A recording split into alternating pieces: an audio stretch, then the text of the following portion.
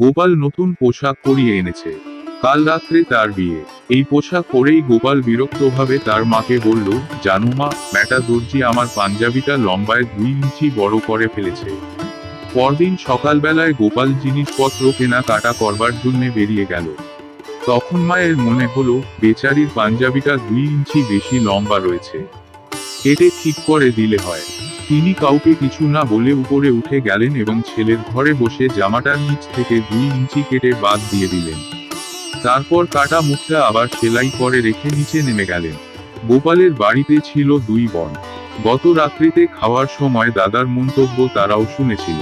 এই রকম বেমানান লম্বা পাঞ্জাবি পরে বিয়ে করতে গেলে দাদাকে দেখে সবাই হাসবে, এই জিনিস তাদের কাছে অসহ্য মনে হলো। কিন্তু কেউ কাউকে নিজের মনের কথাটি খুলে বলল না।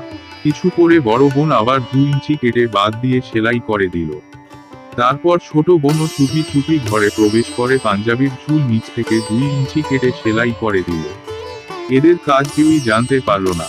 সন্ধ্যাবেলায় বিয়ের সাজ করতে গিয়ে বরের চক্ষুস্থির। যে পাঞ্জাবি 2 ইঞ্চি লম্বা ছিল তা উঠে 4 ইঞ্চি খাটো কি করে হলো তা সে কিছুতেই বুঝতে পারল না। সেই ঘোড়ার গাড়ি ডেকে দোকানে ছুটল এর কারণ জিজ্ঞাসা করতে। দোকানিকে জিজ্ঞাসা করাতে সে কিছুই বুঝতে পারল না। গোপাল রেগে মেগে দোকানিকে 2-4 কথা শুনিয়ে তাড়াতাড়ি বাড়ি চলে এলো। বাড়ি এসে সকলের মুখে সব কথা শুনে গোপালের চক্ষুস্থির।